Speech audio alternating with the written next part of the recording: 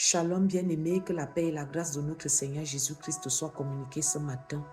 Je suis la servante du Seigneur Jeanne. Nous continuons à tirer des sujets de prière de la première partie du témoignage de notre sœur Reine. Et les deux sujets que le Seigneur a inscrits dans mon cœur d'élever concernent les femmes. Ces femmes-là qui portent en elles des blessures émotionnelles et qui partagent déjà leur douleur, avec leurs enfants. C'est-à-dire que les choses que tu as vécues, qui ont causé des blessures dedans de toi, et de là est née l'amertume, la colère, la frustration, le manque de pardon et toutes ces choses, tous ces fruits des blessures intérieures, tu transfères déjà ça sur tes enfants. Les blessures que tu as subies te poussent maintenant à faire des projections sur tes enfants. C'est-à-dire que tu es en train de reproduire ce qu'on t'a fait. Comme tu es blessé et que tu n'es pas guéri de tes blessures, toi aussi tu blesses déjà, tu causes déjà des blessures dans les cœurs de tes enfants à travers des traumatismes, des abus, des violences. Nous avons un exemple pareil dans la Bible, l'histoire de Léa, la première femme de Jacob. Bien aimé, quand tu regardes l'histoire des frères de Joseph, ou encore de la famille de Jacob, même Joseph et ses frères, on s'attarde souvent beaucoup plus sur ce que les frères de Joseph lui ont fait. Mais on ne regarde pas toujours ce qui a causé cette personnalité, ce caractère qu'ils avaient développé. C'est que tout ce que leur mère vivait, leur mère n'était pas aimée ou encore elle était mal aimée par leur père. Leur mère était remplie d'amertume à cause du fait que son mari ne l'aimait pas et de tout ce qu'elle avait subi. Et à un moment donné, elle partageait ces choses-là avec ses enfants sans se rendre compte que elle transférait justement ces blessures-là en eux. Et ces enfants-là vont grandir vivant la souffrance de leur mère comme par procuration. Et beaucoup de parents font cette chose-là. C'est-à-dire que des expériences négatives que tu as vécues, tu utilises ces blessures-là pour blesser tes enfants. Certains parents soit vont partager la chose avec leurs enfants, c'est-à-dire que partager leur souffrance et leur douleur, communiquer à leurs enfants ce qu'ils vivent, dire à leurs enfants ce qu'on leur a fait. Et on ne se rend pas toujours compte que ces informations qui entrent dans le cœur de l'enfant, même s'il est encore petit, ça va forger quelque chose en lui qui va se développer plus tard et qui va produire des fruits qui ne seront vraiment pas bons. Soit encore vont commencer à maltraiter. Une personne blessée qui n'est pas guérie va blesser. Ça, c'est clair. Une personne qui porte en elle les blessures émotionnelles, va aussi causer les blessures émotionnelles. Et les premières victimes ou encore les victimes directes sont souvent les enfants. C'est ainsi qu'on commence à développer de la colère. Une colère même qui suscite même, qui va jusqu'à la violence. Parce qu'on n'est pas guéri à l'intérieur. On insulte parce qu'on n'est pas guéri à l'intérieur. On prononce de mauvaises paroles sur l'enfant, des abus de parole parce qu'on n'est pas guéri de l'intérieur. Et l'enfant commence à subir cette chose-là au point où cet enfant-là devient exactement ce que toi aussi tu es, c'est-à-dire une personne meurtrie. Bien-aimé, je voudrais t'exhorter et prier pour toi. Je voudrais t'exhorter à arrêter de partager tes blessures avec ton enfant ou avec tes enfants. Je voudrais t'exhorter à protéger la sensibilité de tes enfants. Tes enfants n'ont pas à vivre ce que tu as vécu, ou bien au contraire, parce que tu as vécu cela, tu devrais même te disposer à la guérison pour que tes enfants ne vivent pas cela et les protéger même pour qu'ils ne passent pas par ce par quoi toi aussi tu es passé. C'est pour cela que je prie afin que le Seigneur guérisse ton cœur. C'est pour cela que je prie afin que le Seigneur t'amène à prendre conscience que tu es en train de transférer ce mauvais héritage émotionnel à tes enfants. C'est pour cela que je prie afin que le Seigneur t'amène à prendre conscience de ce que tu fais, c'est-à-dire que tu fais du mal à tes enfants. Je prie afin que le Seigneur t'amène à voir comment, même de manière inconsciente, tu es devenu un bourreau pour tes enfants. De même qu'on a été un bourreau pour toi pendant que tu étais une victime, à ton tour, tu es devenu un bourreau et tes enfants sont des victimes. Je prie afin que cela crée un électrochoc dans ta pensée maintenant et que tu te disposes à laisser Dieu te guérir, à laisser la main de l'Éternel toucher ton cœur pour te guérir de cela. Tu es violent ou encore violente par les mots. Tes mots sont violents, tes paroles sont violentes. Les mêmes choses qu'on t'a dites, ce sont les mêmes choses que toi également, tu es en train de proclamer dans la vie de ton enfant ou de tes enfants. Que le Seigneur te délivre ce matin. Que la main du Seigneur te touche. Les Écritures disent que par le sang de Jésus, nous sommes guéris. Ce n'est pas seulement guérir des maladies physiques, mais guérir des maladies émotionnelles. Je prie afin que le sang de Jésus inonde ton cœur et que tu commences à recevoir cette guérison qu'il y a dans le sang de Jésus. Par ces meurtrissures, nous sommes guéris.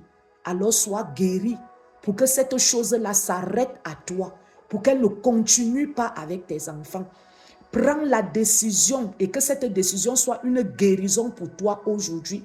Que cette décision soit une délivrance pour toi aujourd'hui de dire, je refuse que mes enfants vivent ce que j'ai vécu. Je refuse de faire à mes enfants ce qu'on m'a fait. Je m'arrête jusque-là.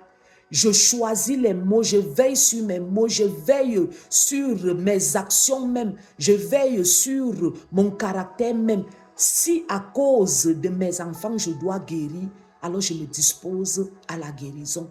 Que la grâce du Seigneur Jésus-Christ descende sur toi pendant que tu es en train de réaliser cette chose. Pendant que tu es en train de réaliser que tu es en train de former des photocopies dans ta maison. Pendant que tu es en train de réaliser que tu continues à porter cet héritage qui doit s'arrêter, qui doit se renverser, qui doit se détruire. Que le Seigneur t'accorde cette délivrance au nom puissant du Seigneur Jésus-Christ. Amen.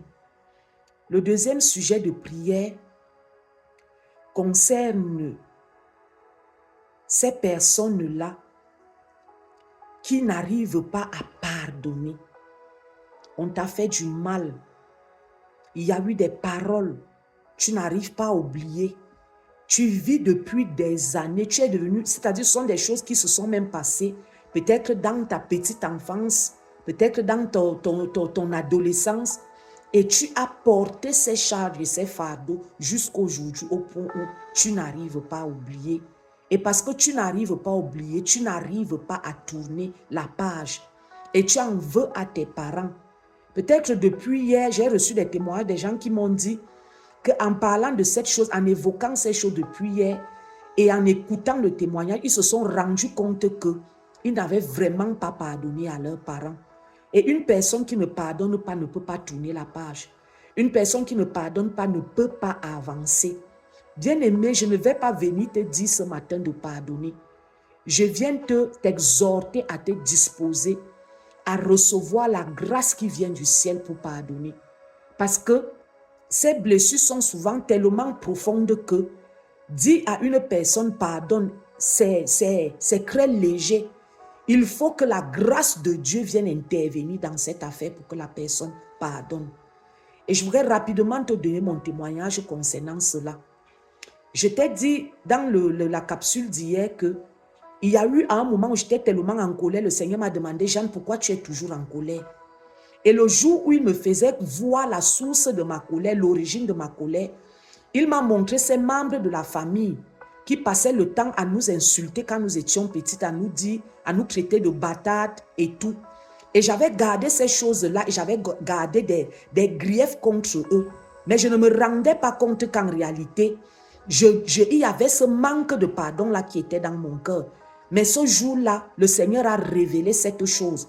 Pendant que je pleurais, pendant que je lui disais, Seigneur, je ne sais pas pourquoi, je suis toujours en colère, il a fait remonter en surface ce manque de pardon. Il m'a montré qu'en réalité, malgré toutes ces années qui étaient passées, je n'avais pas pardonné. Et ce jour-là, je me suis disposée. C'est pour cela que j'ai commencé à te dire que tout ce que Dieu te demande cette semaine, c'est de te disposer. Et pendant que je me disposais, j'ai senti une vague d'amour de Dieu qui est descendue. Parce qu'il m'a d'abord dit, là où les hommes ne t'ont pas aimé, moi je t'aime. Et bien aimé, cette simple phrase de Dieu a fait tellement de bien. C'était comme si on brisait des chaînes dans mon cœur. C'était comme si on me libérait d'une prison. Les larmes qui coulaient, c'était des larmes de délivrance. Ce n'était plus des larmes de tristesse, ce n'était plus des larmes d'amertume, ce n'était plus des larmes de souffrance ou de douleur, c'était des larmes de reconnaissance. J'entendais le Dieu qui a créé les cieux et la terre, le Dieu qui détient toutes choses entre ses mains, le Dieu qui est si grand, si puissant, en train de me dire à moi, faible tison tiré du feu, à moi la rejeter, à moi la dévaloriser, à moi la bâtarde, à moi celle sur qui on n'avait plus rien misé. Il était en train de me dire, moi le vase de terre, moi le rebut, moi le détritus. Il était en train de me dire, là où les hommes ne t'ont pas aimé, moi je t'ai aimé.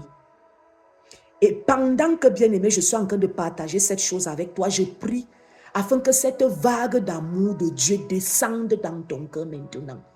Et c'est dans cette vague que tu reçois la grâce pour pardonner. Oh, ce jour-là, j'ai vu comment le Seigneur m'amenait et j'ai commencé après, pendant que je pleurais, j'ai commencé à pardonner. Et je sentais que cela ne venait pas de moi, que c'était divin, que c'était surnaturel. Je pardonnais même aux personnes qui étaient déjà mortes. Mais parce que je les gardais dans mon cœur, j'étais prisonnière d'elles, de ces personnes-là. J'ai commencé à pardonner, je citais les noms, je pardonnais. Et puis une telle paix, une telle liberté m'a inondée.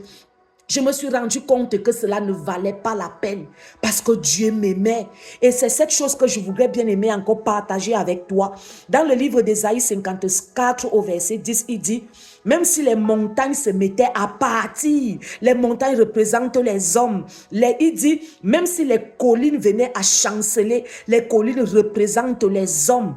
Il dit, mon amour envers toi ne partira jamais. C'est-à-dire que là où on t'a rejeté, toutes ces paroles qu'on a prononcées contre toi, tout ce qu'on a dit que tu étais, tout ce qu'on a dit que tu seras de négatif, toutes ces mauvaises paroles qu'on a eu à prononcer, ce manque d'affection, ce manque d'amour, ce manque de considération, cette froideur dont tu as été victime, cette indifférence des hommes, le Seigneur te dit que moi, mon amour ne s'éloignera jamais de toi. Bien-aimé, quand le Seigneur me disait cette chose ce jour-là, il ne m'a pas dit ouvre Ésaïe 54. C'est que j'entendais cette chose dans mon cœur, dans mon homme intérieur. Il m'a dit, je t'aime. Et je voudrais te dire, bien-aimé, que Dieu t'a aimé et Dieu t'aime. Quel que soit ce qu'on a dit, quel que soit comment on t'a considéré, quel que soit tout ce que tu as pu vivre, expérimenter, rejet et autres, Dieu t'aime et cela est suffisant. L'amour de Dieu est assez grand pour combler les manquements que tu as expérimentés. Oh, l'amour de Dieu est assez grand pour combler l'amour de tes parents que tu n'as pas vu, que tu n'as pas vécu, que tu n'as pas senti. L'amour de Dieu est assez grand pour combler toute cette affection qu'on n'a pas pu te donner. Reçois l'amour de Dieu. Reçois cet amour qu'il inonde dans ton cœur. On ne t'a pas aimé, il t'aime. Tout ce que tu as vécu, je ne te dis pas que tu vas oublier, mais je te dis que tu vas y penser sans qu'il y ait une quelconque douleur ou souffrance dans ton cœur. Voilà comment j'ai guéri de ces choses. Je n'ai pas oublié les paroles, je n'ai pas oublié les expériences, je n'ai même pas oublié certaines scènes, mais j'ai été guéri de telle manière que quand j'y pense maintenant, je ne ressens aucune douleur, aucune souffrance, parce que Dieu m'a guéri.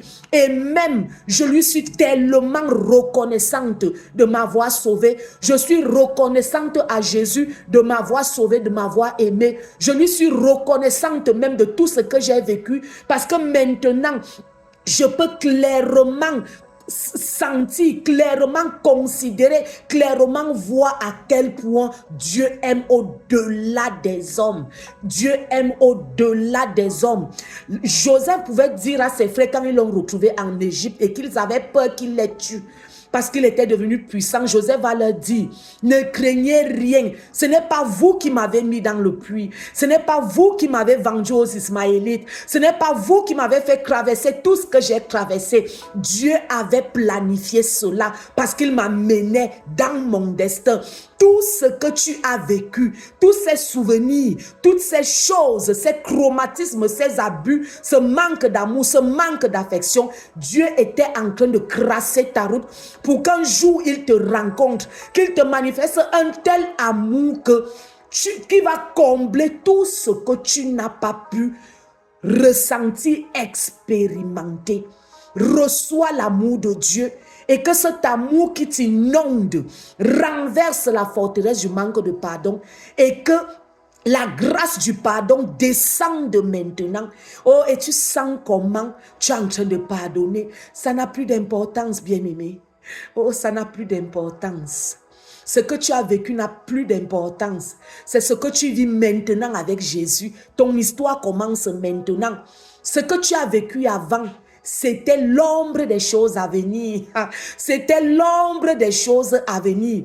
Tu peux apprécier la grâce de Dieu maintenant à cause de ce que tu as vécu. Tu peux apprécier la miséricorde de Dieu maintenant à cause de ce que tu as vécu. Tu peux apprécier l'amour de Dieu maintenant à cause de ce que tu as vécu. Non, je ne te dis pas que tu vas oublier, mais je dis tu vas te rappeler en rendant grâce à Dieu. Il m'arrive de me lever et de dire Seigneur, merci. Merci pour ce que j'étais. Merci pour ce que je suis devenu. Parce que maintenant, je peux clairement voir tout ce que tu as accompli dans ma vie. Je peux clairement être reconnaissant en voyant où tu m'as pris, d'où tu m'as tiré et ce que tu as fait avec moi. Et je prie afin que cela soit ton partage au nom puissant du Seigneur Jésus. Je vais encore le redire. On n'oublie pas, mais on guérit. Et le souvenir n'est plus douloureux. C'est simplement un souvenir quand il monte. On rend simplement grâce à Dieu. Que cela soit ton partage au nom de Jésus-Christ. Amen.